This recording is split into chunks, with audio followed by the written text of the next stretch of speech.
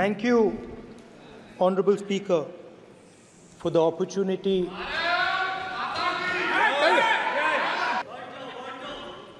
जय संविधान। कॉपी है उसकी?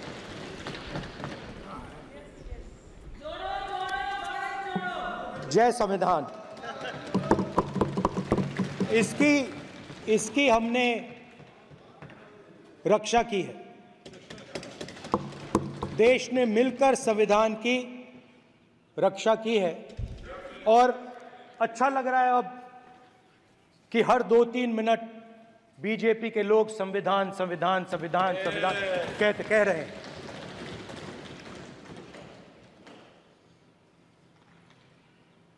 Speaker sir, for the last 10 years,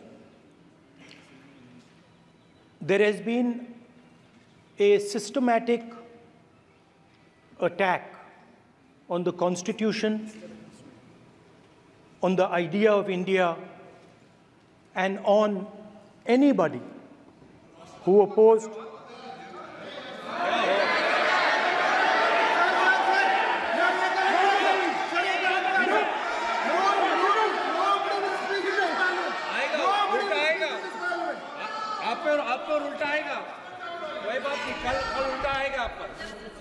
There has been just warming up right now. अभी warm up हो रहा है. तो there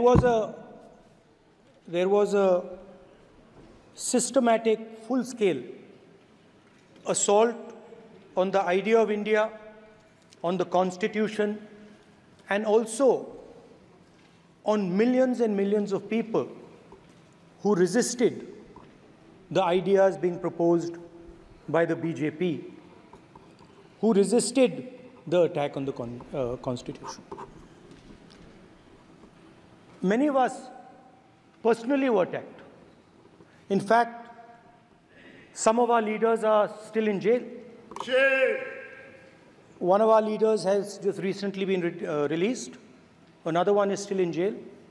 And not only the opposition, but anybody who resisted the idea of concentration of power, of concentration of wealth, of aggression on the poor, of aggression on Dalits, minorities, tribals, was crushed, violently crushed. People were put in jail, people were threatened, and I myself was attacked. Sir ये संसद TV का नया format देखा है आधा ये पहले देखा नहीं हमने. I myself was attacked by order of the government of India, by order obviously of the Prime Minister of India. 20+ cases, 2-year jail sentence, my house taken away, no problem. Shame. Relentless attack in the media, 24/7, every single day, abuse, attack, abuse, attack. Shame. And then the most enjoyable and beautiful part of it, 55 hours of interrogation by the ED. No, which I really enjoyed. Because by the end of the interrogation, the officer off camera, he switched off the camera and then he asked me, Rahul ji, you've been sitting here 55 hours. आप पत्थर जैसे हो, आप हिलते क्यों नहीं हो? मुझसे सवाल पूछा उसने. तो जब ऐसा आक्रमण होता है, when there's an attack like this on you, you obviously need refuge, you need a place, or you need ideas that defend you. So today I want to start my speech by telling my friends in the BJP and the RSS about the ideas that we used, the entire opposition used, to defend the idea of India.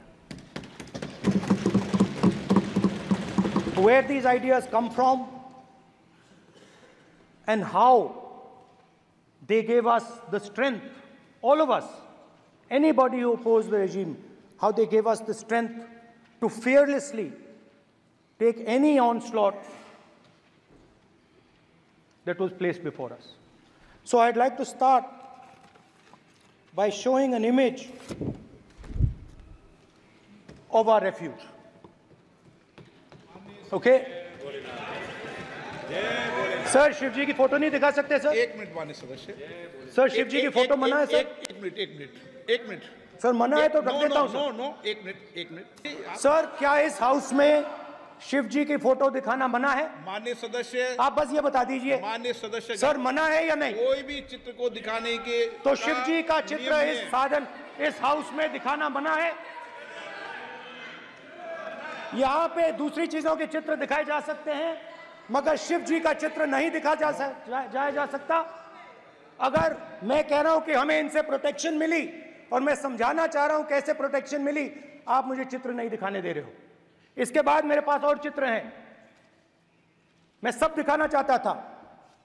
Speaker sir, ये चित्र पूरे हिंदुस्तान के दिल में है, पूरा हिंदुस्तान इस चित्र को जानता है, समझता है। Everybody knows this image. Speaker sir, why I got this image is because there are certain ideas in this image that we defend, that the opposition defends. The first idea in the image that we defend is the idea of confronting our fear, of never being scared. That idea is represented in this image, which you are not allowing me to show, by a snake that is placed right near the neck of Shivji. The idea behind that is never be scared of anything that you face. In fact, Shivji places death 1 inch from his neck. And that is the spirit with which we fought when we were in the opposition.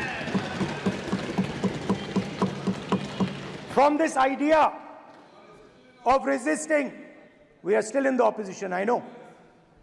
I know that. And I'm happy and proud to be in the opposition. Because for us, there is more than power. There is truth. For you, there is only power. That is the only place you want to be. For us, there is truth. And this is a symbol of truth. So when Shivji places the snake near his neck, what he is saying is, I will accept the truth and I will not back down from the truth, and that is what we've said. After that, a new idea emerges.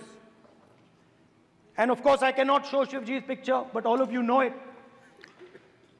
Behind the left shoulder of Shivji is the Trishul. Now, I would like you to understand that there is a reason that the Trishul, a weapon, has been placed behind the left shoulder. The Trishul is not a symbol of violence. It is a symbol of non-violence, and that is why it is placed in a place where Shiva cannot reach it with his right hand. If it was a symbol of violence, it would have been held in his right hand like this. It is a symbol of non-violence. That is why it is placed behind his left shoulder. When we fought the BJP, we were not violent.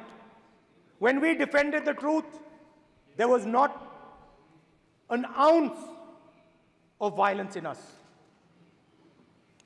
Now, there is a third idea, and a very powerful idea that emerges from the idea of truth, courage, and non-violence. And that idea, of course, it is a symbol that many of you hate, but that idea is the Abhay Mudra, the symbol of the Congress Party,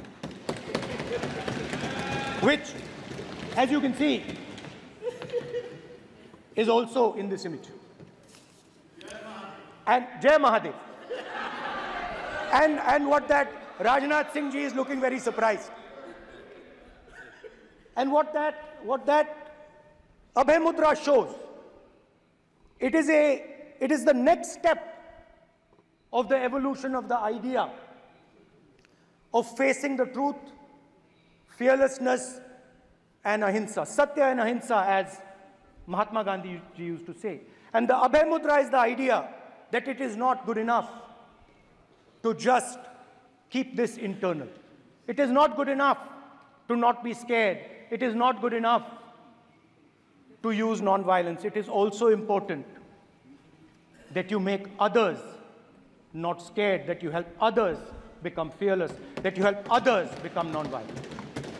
So in a sense, the Abhay Mudra is a projection from Shivji to the rest of the world about these two ideas. Of course, these two ideas were used by us, all of us, when we fought the British. And they were put forth by Mahatma Gandhi. The Prime Minister, of course, who has a direct connection with God, speaks directly to God. Yes, the Paramatma speaks to Modi ji's Atma directly.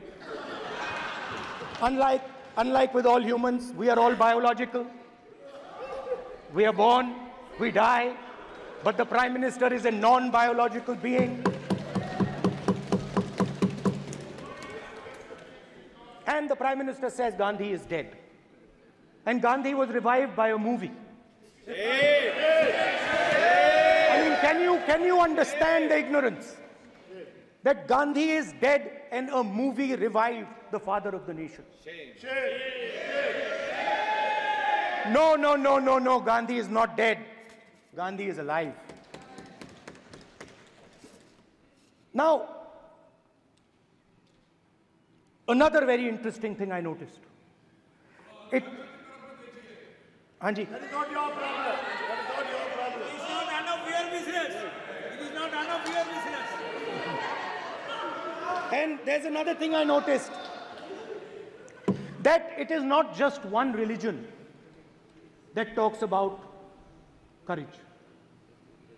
In fact, all our religions talk about courage. So, here is the religion of Islam. Congress party ने शिव जी की photo दिखा दी है, गुस्सा हो गए. अब देखिए. Please माननीय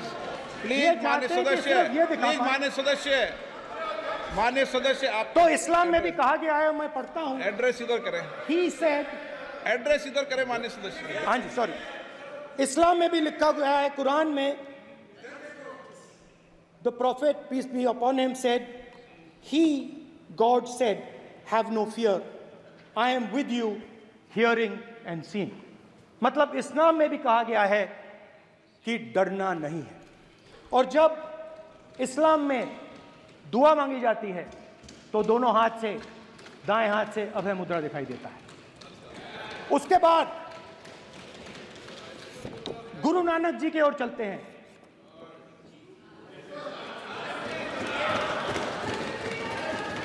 वाहेगुरु जी की फतेह, वाहेगुरु जी का खालसा.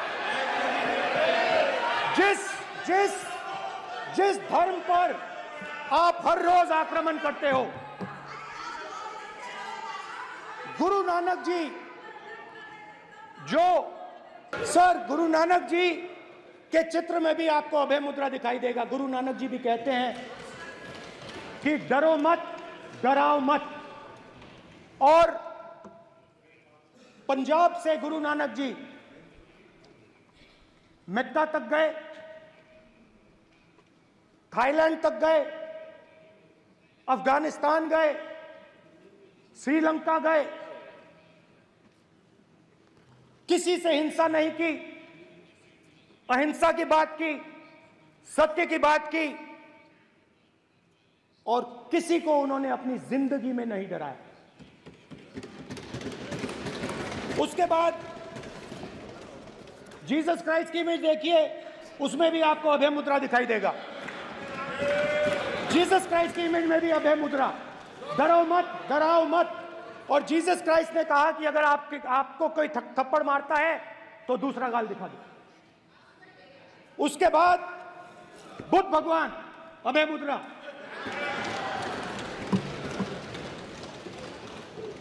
डरो मत, डराओ मत, अहिंसा। मतलब, और अंत में महावीर, डरो मत, डराओ मत, अभय मुद्रा। मतलब हिंदुस्तान के इतिहास में 3 फाउंडेशनल आइडियाज हैं। मोदी जी ने अपने भाषण में एक दिन कहा कि हिंदुस्तान ने किसी पर आक्रमण नहीं किया। उसका कारण है क्योंकि यह देश अहिंसा का देश है। यह देश डर का देश नहीं है। तो हमारे सारे के सारे महापुरुषों ने अहिंसा की बात की, डर मिटाने की बात की। डरो मत, डराओ मत, डरो मत, डराओ मत।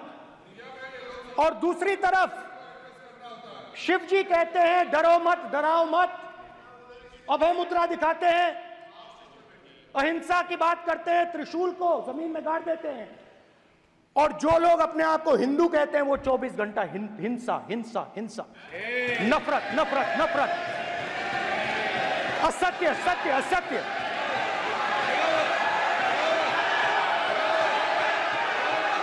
आप हिंदू हो ही नहीं।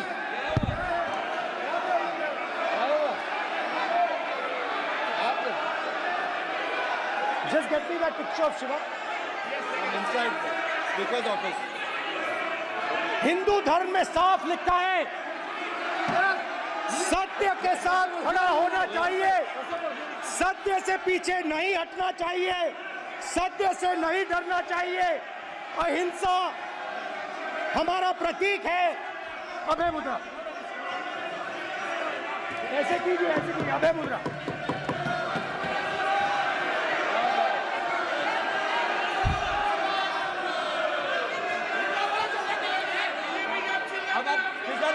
स्पीकर से कोई नहीं आएगा। Prime minister will not speak. Prime minister speaker की तरफ से कोई नहीं आएगा। This will happen here. Speaker वहां पे कोई नहीं। It will repeat again. भाई भाई भाई, स्पीकर की तरफ से कोई नहीं आ रहा। ये आप बात समझिए, कोई नहीं बोल रहा। आप बात समझिए। ये इसलिए चिल्ला रहे हैं क्योंकि तीर जाके दिल में लगा है, दिल में जाके तीर लगा है, इसलिए ये चिल्ला रहे हैं। देखो चुप हो गए, देखिए स्पीकर साहब चुप हो गए सब।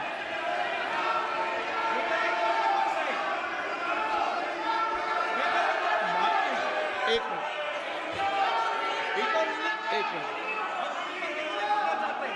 ये जो ये विषय बहुत गंभीर है।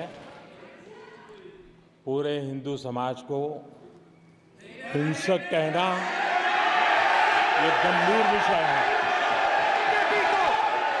बीजेपी को आपको नहीं नहीं नहीं नहीं नहीं नहीं, नरेंद्र मोदी जी पूरा हिंदू समाज नहीं है, बीजेपी पूरा हिंदू समाज नहीं है, आरएसएस पूरा हिंदू समाज नहीं है।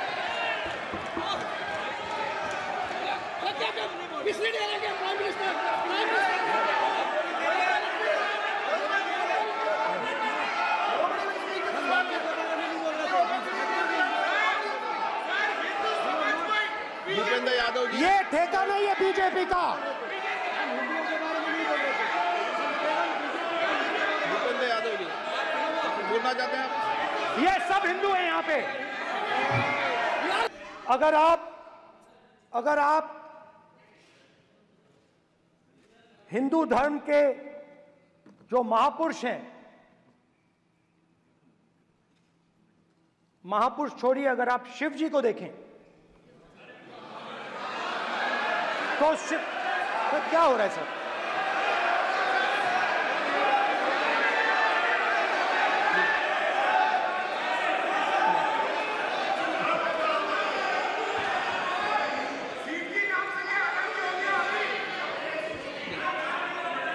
अगर आप शिव जी को देखें तो उनकी इमेज से आपको पता लगता है कि हिंदू डर नहीं फैला सकता, हिंदू हिंसा नहीं फैला सकता, हिंदू नफरत नहीं फैला सकता।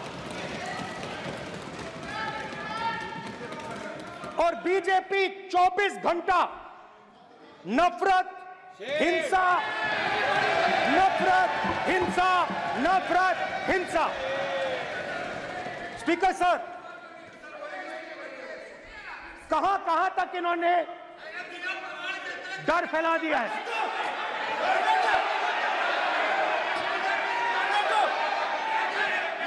प्लीज प्लीज सर, कहां कहां तक इन लोगों ने डर फैला दिया? मैं आपको अयोध्या से शुरू करता हूं। सर नमस्कार। शाबाश। अयोध्या ने आपको मैसेज भेजा, अयोध्या ने राम भगवान। माइक दीजिए सर। हाँ सर, मेरा सवाल है सर, इस माइक का कंट्रोलर किसके हाथ में? सर मैं बिल्कुल आपकी रिस्पेक्ट करता हूं स्पीकर सर, मगर मेरे भाषण के बीच में सच्चाई ये है कि माइक ऑफ हो जाता है। मैं क्या करूं, हो जाता है वो। अब आपने देखा मैंने अयोध्या शब्द यूज किया और माइक ऑफ हो गया। नो, अरे ये प्रधानमंत्री मोदी जी के टाइम में आधा आधा कह रहा है क्या? तो अयोध्या ने राम भगवान की जन्मभूमि, प्लीज ब्रदर, राम भगवान की जन्मभूमि ने बीजेपी को मैसेज दिया और ये आपके सामने मैसेज बैठे हुए हैं। मैंने इनसे पूछा, कल कॉफी पी, इनसे मैंने पूछा बताइए, मैंने पूछा कि बताइए ये हुआ क्या? बीजेपी ने राम मंदिर का इनॉग्रेशन किया, बोलने दीजिए, राम मंदिर का इनॉग्रेशन किया। अरे भाई आप हार गए, उसको शर्म करिए। नाम बोलने की कोई जरूरत नहीं है, मैं भाषण दे रहा हूं, आप नहीं दे रहे हो। मुझे बोलना है जो बोलना है, मुझे नाम लेने की कोई जरूरत नहीं, मुझे जो बोलना है मैं बोलूंगा। तो अयोध्या ने मैसेज दिया और मैंने इनसे पूछा कि हुआ क्या, और इनका जवाब आया। मैंने उनसे पूछा कि आपको कब पता लगा कि आप अयोध्या में जीत रहे हो, और आपने कहा पहले दिन से मुझे पता था। सही बात। और मैंने कहा ये क्या हुआ? उन्होंने कहा राहुल जी, अयोध्या में एयरपोर्ट बना, अयोध्या की जनता से जमीन छीनी गई और आज तक उन्हें मुआवजा नहीं मिला है। उन्होंने कहा, सही बात, उन्होंने कहा कि अयोध्या में जो भी छोटे छोटे दुकानदार थे, जो भी छोटी छोटी बिल्डिंग्स थी, उन सारों को तोड़कर गिरा दिया गया और उन लोगों को सड़क पर कर दिया गया। इन्होंने यह भी कहा कि अयोध्या के इनॉग्रेशन में अयोध्या की जनता को बहुत दुख हुआ, क्योंकि इनॉग्रेशन में अदानी जी थे, अंबानी जी थे, मगर अयोध्या का कोई नहीं था। और ये कारण था कि अयोध्या की जनता में, उनके दिल में नरेंद्र मोदी जी ने भय डाल दिया। उनकी जमीन ले ली, उनके घर गिरा दिए, और फिर अयोध्या के गरीब लोगों को, किसानों को, मजदूरों को मंदिर के इनॉग्रेशन तक नहीं जाने दिया। मंदिर के इनॉग्रेशन छोड़ो, उसके बाहर भी नहीं जाने दिया। और इसीलिए अयोध्या की जनता ने सही मैसेज भेजा। अच्छा, इन्होंने मुझे एक और बात बोली, 3 बार इन्होंने कहा कि 3 बार नरेंद्र मोदी ने टेस्ट किया, 2 बार क्या मैं अयोध्या से लड़ जाऊं? और सर्वेयर्स ने कहा अयोध्या में मत लड़ जाना, अयोध्या में मत लड़ जाना, अयोध्या की जनता हरा देगी। और इसीलिए प्रधानमंत्री वाराणसी गए और वहां बच के निकले।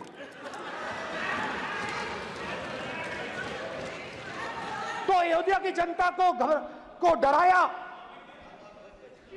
पूरे देश को डरा दिया। मैं आपको बताता हूं, आज सुबह में आया, राजनाथ सिंह जी ने मुस्कुरा के मुझे नमस्ते की, और मोदी जी बैठे हैं, मुस्कुराहट नहीं, सीरियस, नमस्ते भी नहीं करते, कहीं मोदी जी ना देख लें, प्रॉब्लम हो जाएगी। वही कहानी गडकरी जी की है, सच्चाई है।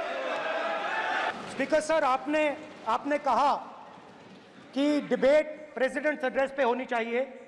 ये जो मैंने किया है, अनुराग ठाकुर जी ने अयोध्या की बात की थी, अनुराग ठाकुर जी ने सनातन धर्म पर आक्रमण की बात की थी, इसीलिए मैंने ये किया है।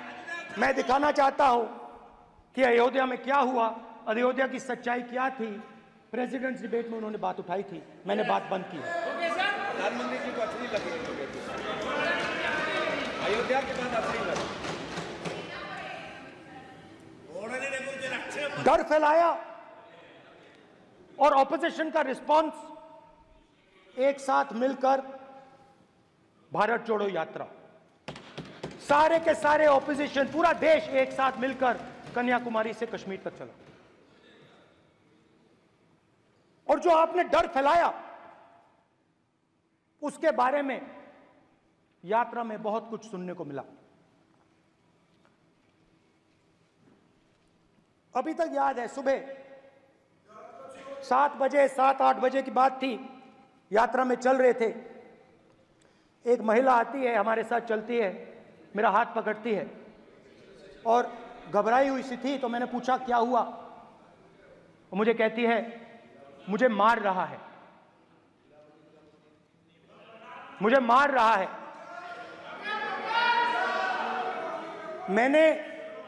मैंने पूछा कौन मार रहा है, कौन मार रहा है? बेटी बचाओ, बेटी की दुविधा सुनाई नहीं दे रही, बेटी का दर्द नहीं सुनना चाहते, भारत की महिलाओं का दर्द नहीं सुनना चाहते।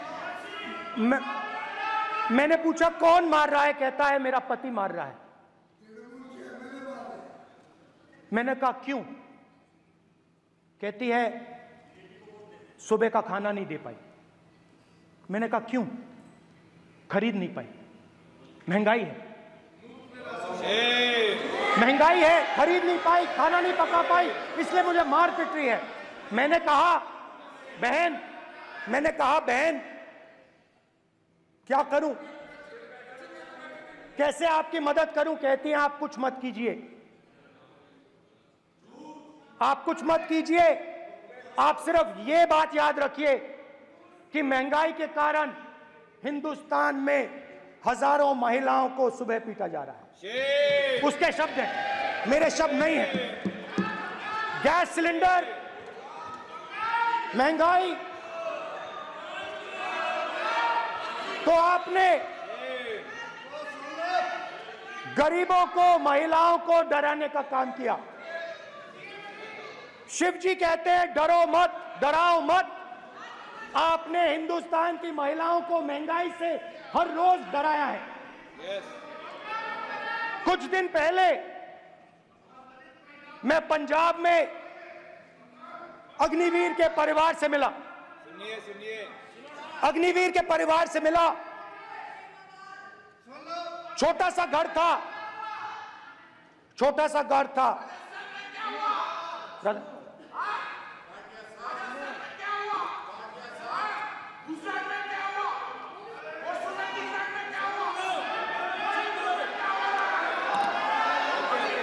ठीक है सर।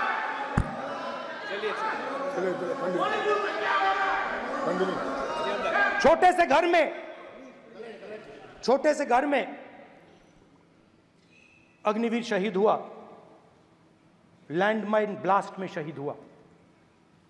मैं उसे शहीद कह रहा हूं, मगर हिंदुस्तान की सरकार उसे शहीद नहीं कहती है। नरेंद्र मोदी उसे शहीद नहीं कहते हैं, नरेंद्र मोदी उसे अग्निवीर कहते हैं। उस घर को पेंशन नहीं मिलेगी, उस घर को कॉम्पनसेशन नहीं मिलेगी, शहीद का दर्जा नहीं मिलेगा। और बेचारे बैठे हुए थे, 3 बहनें थी, एक साथ बैठी हुई थी, रो रही थी। आम जवान को पेंशन मिलेगी, जरूर दुख होगा, मगर हिंदुस्तान की सरकार आम जवान की मदद करेगी। मगर अग्निवीर को जवान नहीं कहा जा सकता। अग्निवीर यूज एंड थ्रो मजदूर है। और आप उससे कहते हो, उसको आप 6 महीने की ट्रेनिंग देते हो, 6 महीने की ट्रेनिंग देते हो। दूसरी तरफ चाइना के जवान को 5 साल की ट्रेनिंग मिलती है, राइफल लेकर उसके सामने खड़ा कर देते हो, उसके दिल में भय पैदा करते हो। एक जवान और दूसरे जवान के बीच में फूट डालते हो कि एक को पेंशन मिलेगी, एक को शहीद का दर्जा मिलेगा, दूसरे को नहीं मिलेगा, और फिर अपने आप को देशभक्त कहते हो। ये कैसे देशभक्त हैं?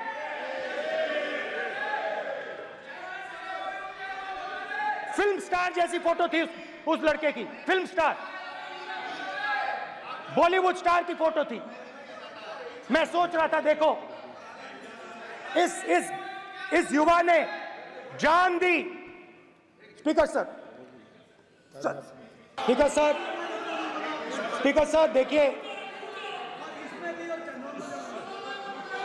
स्पीकर सर देखिए, राजनाथ सिंह जी की एक राय है, मेरी एक राय है। सच्चाई अग्निवीरों को मालूम है, हमें बोलने की जरूरत नहीं है।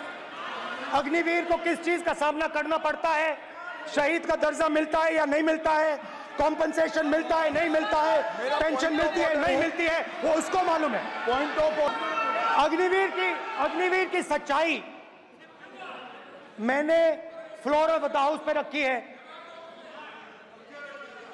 और राजनाथ सिंह जी ने भी कहा है, जो रियलिटी है वो हिंदुस्तान की सेना को मालूम है, वो अग्निवीरों को मालूम है।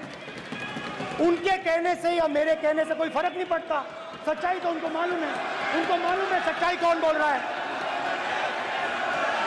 स्पीकर सर, और स्पीकर सर, देश की सेना जानती है, पूरा देश जानता है कि अग्निवीर स्कीम सेना का स्कीम नहीं है, पीएमओ का स्कीम है।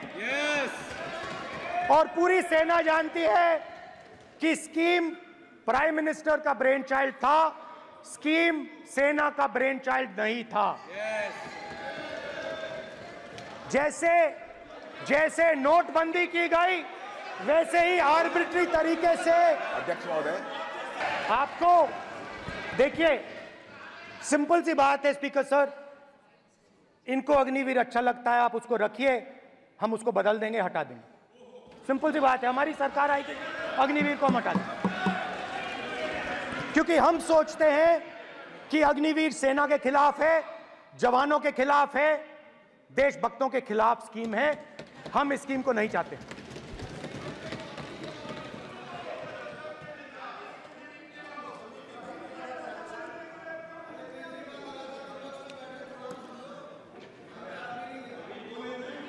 पहली बार हिंदुस्तान की हिस्ट्री में जनता से स्टेट्स छीने गए हैं। जम्मू कश्मीर लद्दाख से आपने पहली बार स्टेट छीना है। मणिपुर को आपने सिविल वॉर में डुबा दिया है। मणिपुर को आपने और आपकी योजनाओं ने, आपकी पॉलिटिक्स ने जला दिया है। और आज तक हिंदुस्तान के प्रधानमंत्री मणिपुर नहीं गए हैं। ऐसा लगता है कि मणिपुर हिंदुस्तान का प्रदेश ही नहीं है। प्रधानमंत्री के लिए मणिपुर स्टेट ही नहीं है। मणिपुर में सिविल वॉर हो ही नहीं रही है। और एक बार बयान दिया हमने, मतलब प्रेशर लगाया, हम गए, हमने प्रधानमंत्री से कहा एक मैसेज दे दीजिए, मणिपुर चले जाइए, जनता की वहां रक्षा कीजिए। नहीं,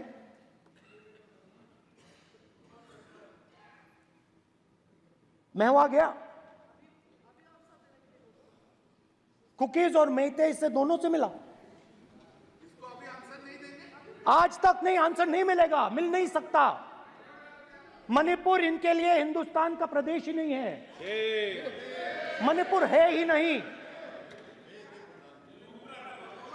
मणिपुर है ही नहीं, ना होम मिनिस्टर के लिए ना प्रधानमंत्री के लिए, है ही नहीं, एग्जिस्ट नहीं करता, वो है ही नहीं।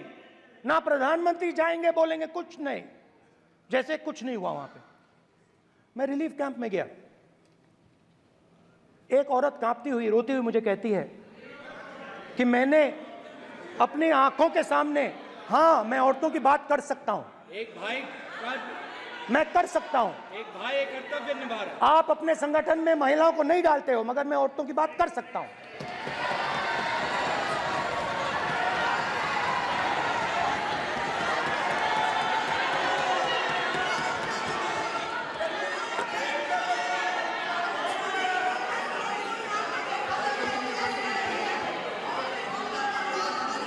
मुझे कहती है मैंने अपने आंखों के सामने, मेरे आंखों के सामने मेरे बच्चे को गोली मारी गई। मैं भागना नहीं चाहती थी, मैं मरना चाहती थी, उसके साथ मरना चाहती थी। मुझे घसीट के वहां से ले गए और फिर मेरे को अपने बच्चे की फोटो दिखाती है, कांपती हुई ऐसे फोटो दिखाती है। ये आपकी योजनाओं का नतीजा है। आपको शर्म आनी चाहिए।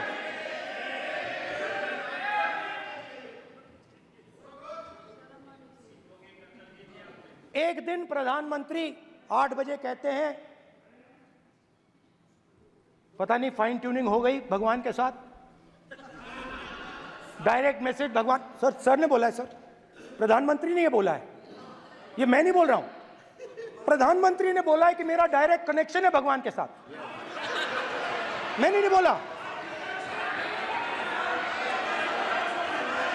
मैंने नहीं बोला। स्पीकर सर, मैं रिस्पेक्ट कर रहा हूं, ये प्रधानमंत्री के शब्द हैं, मेरे शब्द नहीं हैं। ये प्रधानमंत्री जी ने कहा है, पब्लिक में, मीडिया को कहा है कि मैं बायोलॉजिकल नहीं हूं, मेरा डायरेक्ट कनेक्शन भगवान के साथ है। मैं नहीं बोल रहा हूं, प्रधानमंत्री मोदी जी ने बोला है। तो पता नहीं उस टाइम 8 बजे भगवान का मैसेज आया होगा हिंदुस्तान, वही। मगर फिर श्री राम ने आपको दूसरा मैसेज दे दिया अयोध्या में। भगवान का मैसेज आया होगा, मोदी जी नोटबंदी कर दीजिए, नोटबंदी कर दिया। डायरेक्ट ऊपर से आया मैसेज, ऑर्डर आया खटाक। और अलग अलग ऑर्डर आते हैं, अदानी जी वाला ऑर्डर आता है, बंबई एयरपोर्ट अदानी जी को ऊपर से ऑर्डर आता है, खटाखट ऑर्डर आते हैं। तो नोटबंदी कर दी। स्मॉल और मीडियम बिजनेसेस जो हैं, जो हिंदुस्तान की रोजगार की रीढ़ की हड्डी है, बैकबोन है, उड़ा दिया, खत्म कर दिया। आज नतीजा यह है कि ये जो भी करना चाहे करें, हिंदुस्तान के युवाओं को रोजगार नहीं मिल सकता।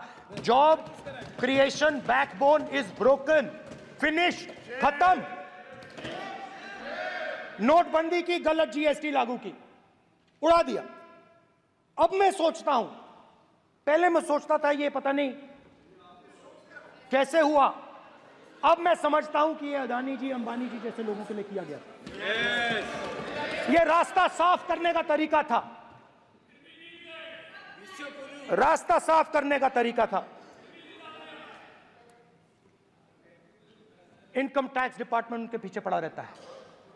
जीएसटी, डिमोनेटाइजेशन, 24 घंटा उनको तंग करते हैं। उनके कैश फ्लो को रिस्ट्रिक्ट करने की कोशिश करते हैं, कैश फ्लो को क्रश करने की कोशिश करते हैं कि वो परे हट जाएं और अरबपति उनकी जगह ले लें। आप किसी भी छोटे व्यापारी से पूछ लो, किसी भी स्मॉल मीडियम बिजनेस ओनर से पूछ लो, ये आपको बता देगा। गुजरात में मैं गया, टेक्सटाइल ओनर्स के साथ मेरी बात हुई। मैंने उनसे पूछा नोटबंदी क्यों हुई, जीएसटी क्यों हुई? साफ बोला अरबपतियों की मदद करने के लिए जीएसटी और नोटबंदी की गई है। नरेंद्र मोदी जी अरबपतियों के लिए काम करते हैं, सीधी सी बात। मैं जाता रहता हूं और आपको गुजरात में हराएंगे इस बार।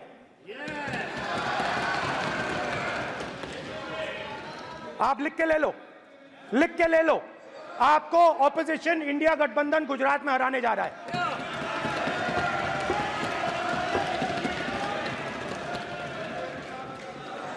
किसानों को डराने के लिए लैंड एक्विजिशन बिल जो हम लाए थे, उनकी जमीन की रक्षा करने के लिए, उनको सही कॉम्पनसेशन देने के लिए, उसको आपने खत्म कर दिया। यहां कोशिश की, कर नहीं पाए तो स्टेट्स में खत्म कर दिया। हर स्टेट में आपने खत्म कर दिया है। अगर आप जानते नहीं हो, चेक कर लो। हर स्टेट में, हर भाजपा की स्टेट में खत्म कर दिया। तो किसानों को जो हमने लैंड एक्विजिशन बिल तैयार किया था सही मुआवजा दिलाने के लिए, उसको आपने रद्द किया।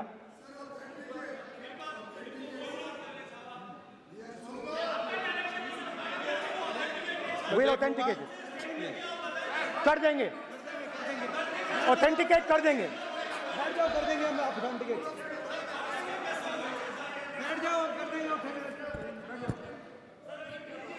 उसके बाद किसानों को डराने के लिए, याद रखिए शिव जी कहते हैं डरो मत, डराओ मत। किसानों को डराने के लिए आप 3 नए कानून लाए। प्रधानमंत्री ने उनसे कहा कि ये आपके फायदे के कानून हैं। सच्चाई थी कि वो अदानी जी, अंबानी जी के फायदे के कानून थे। हिंदुस्तान के सारे किसान खड़े हो जाते हैं। आज तक सड़क ब्लॉक है। अगर आप वहां जाएंगे, आज तक आपको दिखेगा कि वो सड़क जिस पे किसान आए थे वो आज तक बंद पड़ी हुई। हरियाणा में 2 जगह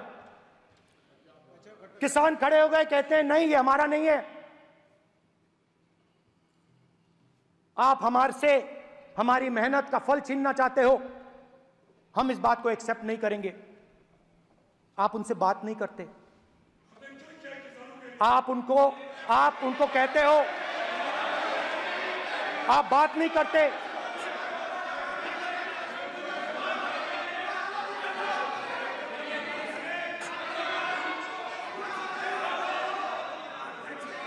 आप बात नहीं करते, आप गले नहीं लगते, आप उन्हें आतंकवादी कहते हो।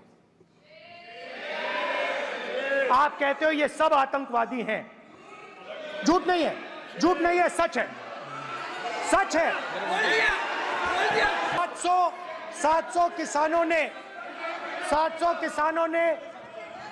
700 किसान शहीद हुए। हमने इस हाउस में कहा कि किसानों के लिए मौन होना चाहिए, आपने मौन नहीं होने दिया। आपने कहा ये किसान नहीं है, आपके मुताबिक ये किसान नहीं थे, ये आतंकवादी थे। देखिए आपकी एलाय सिर हिला रही हैं, वो भी सहमत हैं। कौर जी सहमत हैं। देखिए हमारी जरूरत नहीं है, वो सहमत है आपसे, वो सहमत है। स्पीकर सर, किसानों ने मांगा क्या? स्पीकर ने किसानों ने सिर्फ ये कहा कि अगर 16 लाख करोड़ रुपए अरबपतियों का कर्जा माफ हो सकता है तो हमारा भी थोड़ा सा कर दीजिए। किसान ने यह कहा कि हर प्रोडक्ट के लिए सही प्राइस मिलती है, हमें भी एमएसपी दे दीजिए। और आप लोगों ने कहा किसान का कर्जा माफ नहीं होगा और एमएसपी नहीं मिलेगी। स्पीकर सर, एमएसपी जब मैं speaker sir, MSP with legal guarantee. Speaker sir, the issue is MSP with legal guarantee, not just MSP. MSP is being given. The issue is Kisans want MSP with legal guarantee, which you are not ready to give them. तो किसानों में आपने डर डाला, भय डाला, महिलाओं में महंगाई, गैस सिलेंडर, सेना में अग्निवीर, हर व्यक्ति के लिए आप लोगों ने भय का कोई ना कोई पैकेज दिया, गिफ्ट दिया, तोहफा दिया। स्टूडेंट्स की बात करते हैं। जो आप 2000 साल पहले की बात करते हो, थोड़ी सी भविष्य की भी बात कर देते हैं, इंडिया के फ्यूचर की बात कर देते हैं। रोजगार तो आपने खत्म कर दिया, नोटबंदी, जीएसटी, जो आपने स्मॉल एंड मीडियम बिजनेसेस थे उनको खत्म करके, युवाओं को आर्मी में अपॉर्चुनिटी मिलती थी, अग्निवीर उनके लिए आपने दे दिया, वो खत्म कर दिया, रास्ता ब्लॉक कर दिया। पब्लिक सेक्टर को आप प्राइवेटाइज करते हैं, वो रास्ता बंद कर दिया। और अब एक नया फैशन निकला है, नीट।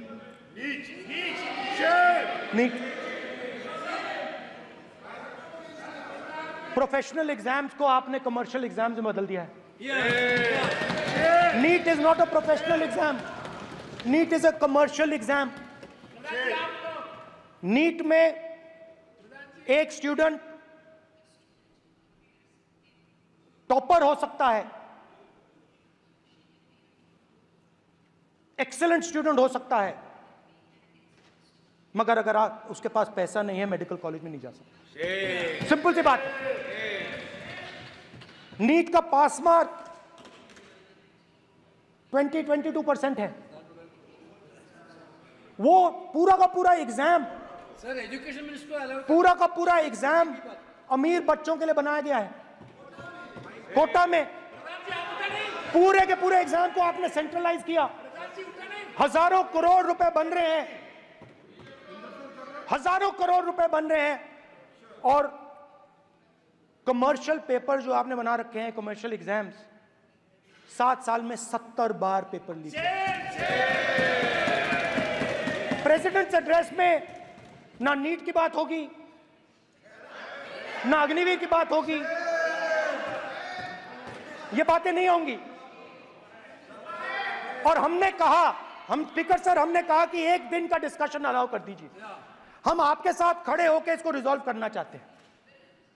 इंस्टीट्यूशनल फेलियर है, हम आपकी मदद करना चाहते हैं, रिजॉल्व करना चाहते हैं। सरकार कहती है नहीं, डिस्कशन नहीं होगा, भविष्य का डिस्कशन हो ही नहीं सकता। तो ये हालत है। जहां भी ये देखते हैं, ये सोचते हैं कि भाई भय कैसे पैदा करें, माइनॉरिटीज को डराते हैं। नहीं, कांग्रेस नहीं डरती आपसे, आप कांग्रेस से डरते हो।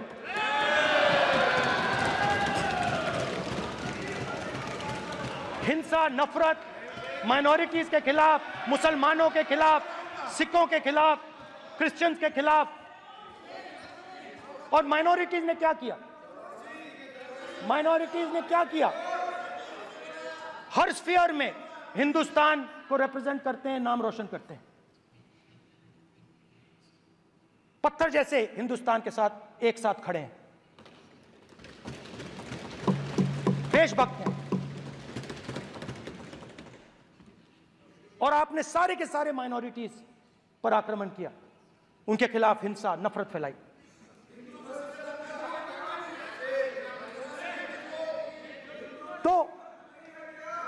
शिव जी कहते हैं सर देखिए मेरा वो हटा दिया आपने सर, वो देखिए सर हटा दिया, कैमरा से हटा दिया। चेहरा देखिए, चेहरा सदस्य सर देखिए वापस आ गया सर, हटाओ सदस्य। ये देखो, एक मिनट देखा सर आपने? एक मिनट ये see sir, speaker sir, NEET students spend years and years preparing for their exam. Their family supports them financially, emotionally. And the truth is that NEET students today do not believe in the exam. Because they are convinced that the exam is designed for rich people, not meritorious people. I have met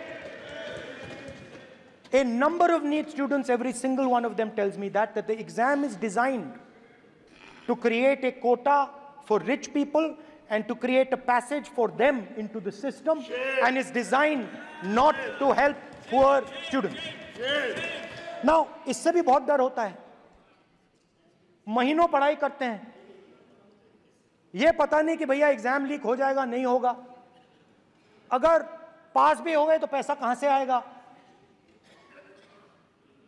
तो उधर भी इन लोगों ने भय डालने का काम किया।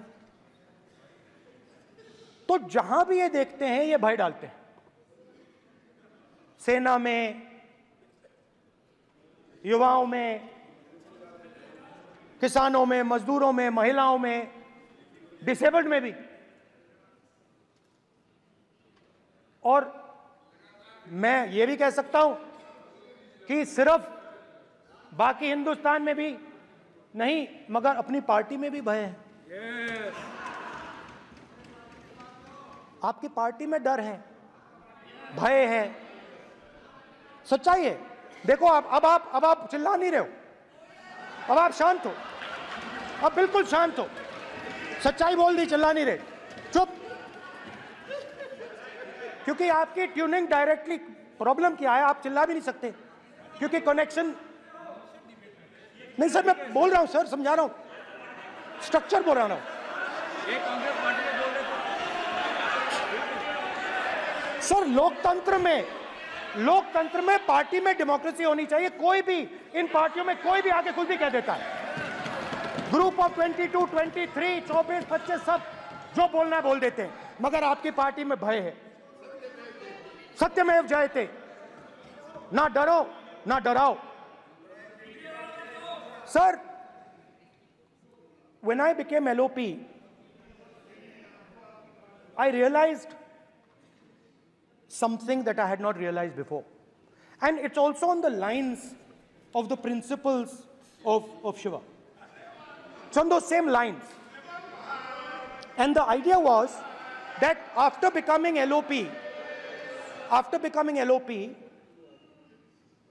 all my personal dreams, my personal aspirations, my personal fears have to be put aside. I am now actually two people. I'm not one person.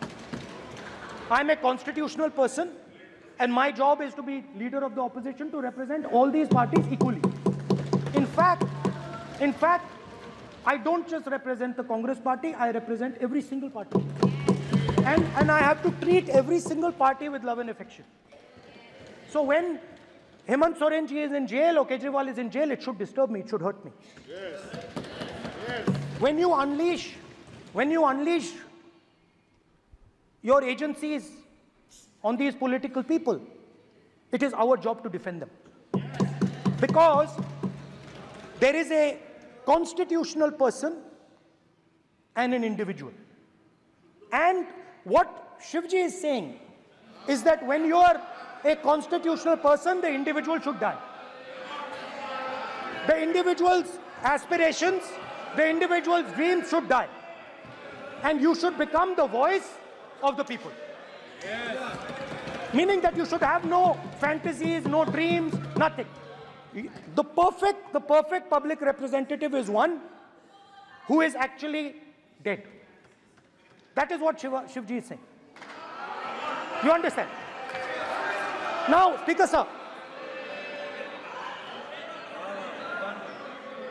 Speaker sir, now, my advice.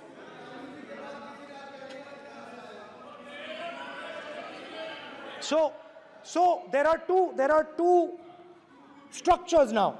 One is me as an individual, and one is me as leader of the opposition. Me as an individual, I might have my likes and dislikes. I might have my views, but me as leader of opposition have to suppress them, have to reduce them and say, now I'm the voice of the opposition. That is the idea. That is the idea of the democratic system. The people have given me a responsibility, and that responsibility should overcome my personal likes, dislikes, aspirations. Now, Speaker sir, why I'm saying this? And forgive me for saying this. But when you were being put on that chair, I walked there to help you, to walk with you to the chair. And I shook hands with the Prime Minister and I shook hands with you. And then I walked to your chair. And you are the final arbiter of the Lok Sabha. You're the final word here. What you say fundamentally defines Indian democracy. You don't allow us to speak, you allow us to speak, you allow them to speak, you don't allow us to speak. All these things define Indian democracy. Speaker sir, there are actually two people sitting in that chair. There is the Speaker of the Lok Sabha, the Speaker of the Indian Union, and there is Mr. Om Birla. When Modi ji went and shook your hand, and I went and shook your hand, I noticed something. When I shook your hand, you stood straight like this and shook my hand. And when Modi ji shook your hand, you bowed down and shook his hand.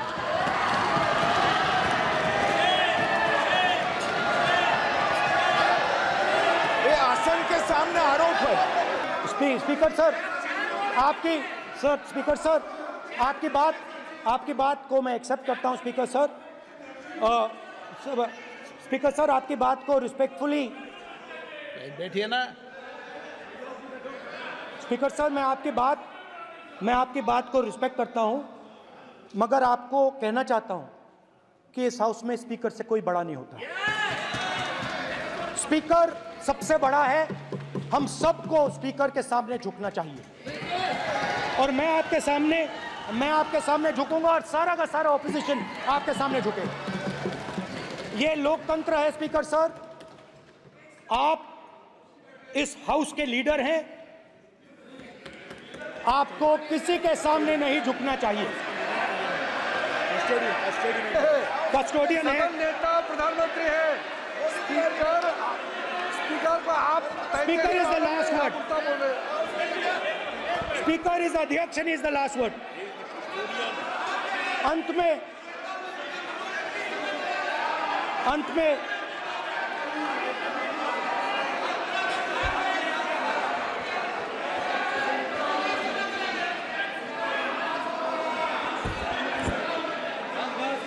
Speaker is the last word in the Lok Sabha, and in that spirit, Speaker is the last word in the Lok Sabha, and in that spirit, as members of the Lok Sabha, we are subservient to the Speaker. I believe that. Yes. Now, there might be people in this room who think they are not, but I think the entire opposition believes that we are subservient to you, sir. And we will listen to what you say, and we will bow in front of you. But the only thing I request, Speaker, sir, is it is important that there is fairness in this house. Yes, yes. Now, I gave a speech, Speaker, sir, and it was interrupted throughout. Yes. Now, this time is going to be taken away from my colleagues.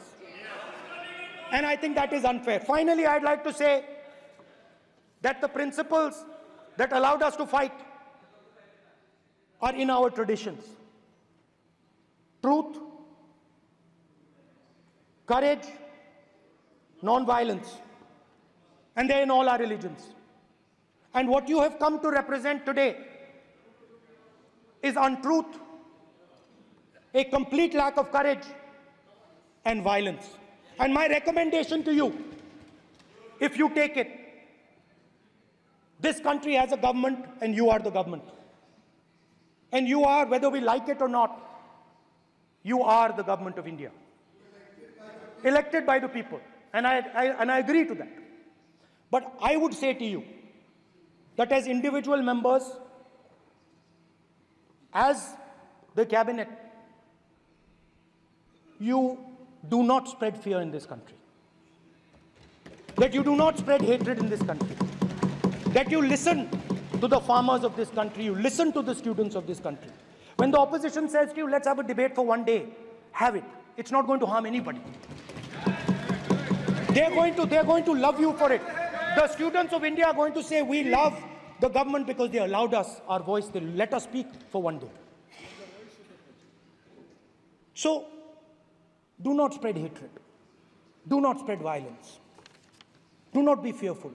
Even the BJP members here, even the cabinet members, do not be fearful. You have a constitutional position. You are individuals and then you have a constitutional position. Rajnath Singh ji is an individual and he's the Defense Minister of India. And that is the way this country has to be run.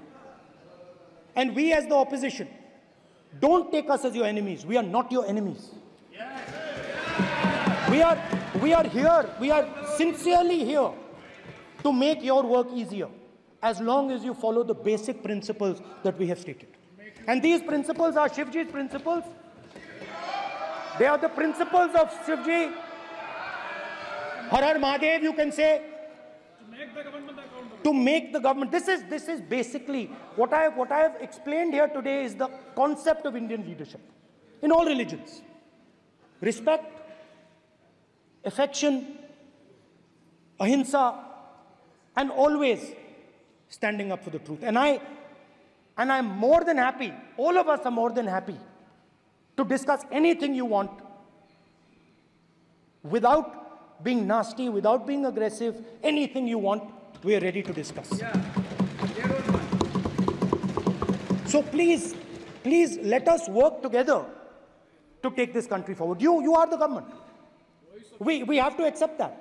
You got 240 seats. So I congratulate you on that. At least accept it. Accept to kar lijiye. They're not happy. They're not happy. Not happy. They're not happy. Okay, you're not happy. So I would say we want to both work for this country. Work with the spirit of bravery. Work without violence. Work without hatred. Thank you.